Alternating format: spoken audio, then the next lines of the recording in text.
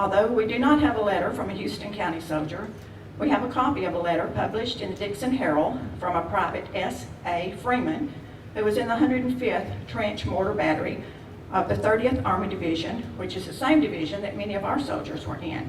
His description of life at Camp Sevier is priceless. We have asked Mr. Bill Mayo to read Private Freeman's letter. Bill had 3 great uncles who served in World War I, and his father was a World War II veteran. Mr. Mayo.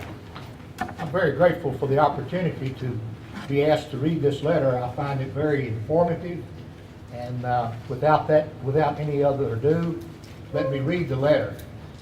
Private Freeman had sent this letter to Dixon, to the Dixon Herald, and it was published on December the 14th, 1917.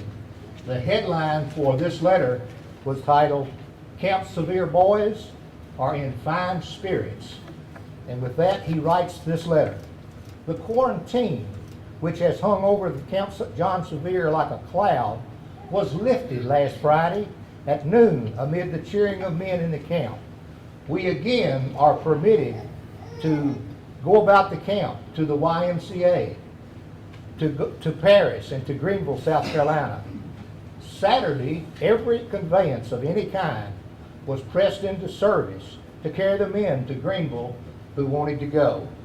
The interurban trains were crowded to their utmost capacity. It looked like everybody in the camp wanted to go to Greenville at the same time. We're having some severe cold weather here at the present. We drafted men are suffering from a lack of winter clothing. The wind sure does whistle through our trousers, and we are hopeful that the weather will either warm up or we'll get our winter clothing issued to us. However, we're living on hopes that that will happen soon. We had another change in our bill of fare. Sweet taters and molasses have been taken off the menu, and black-eyed peas and macaroni was added.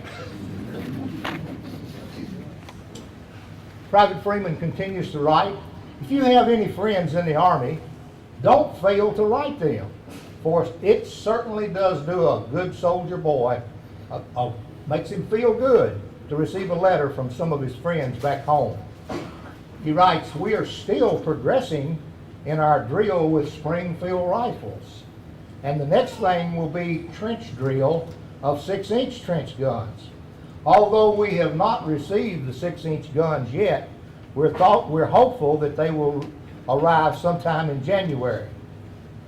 We now have some place to go in the evenings to write our letters and to see our friends, since the YMCA has been permitted to open its doors again.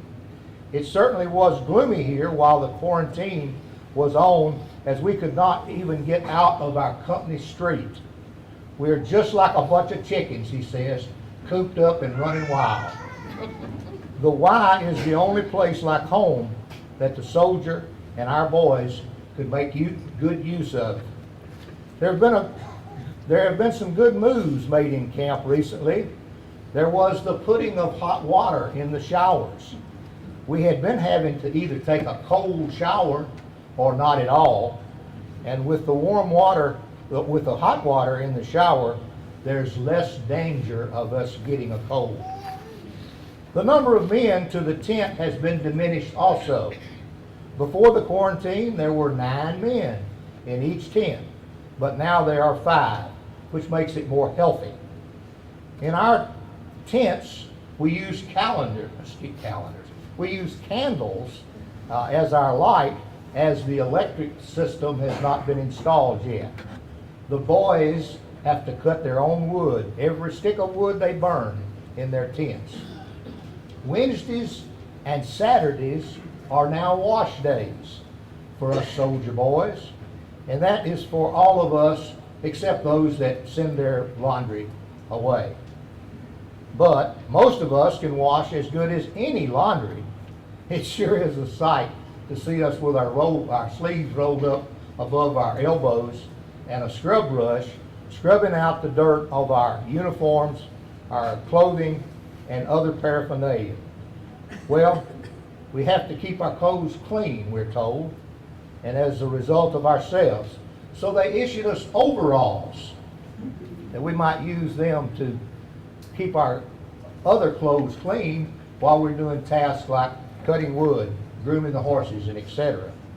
And we look like a bunch of rube farmers, he says, with those overalls on. And again, this letter was written by Private S.A. Freeman. He was part of the 105th Trench Mortar Battery of the 30th Division, Camp Sevier, Greenville, South Carolina, and he wrote this letter on the 11th day of December, 1917.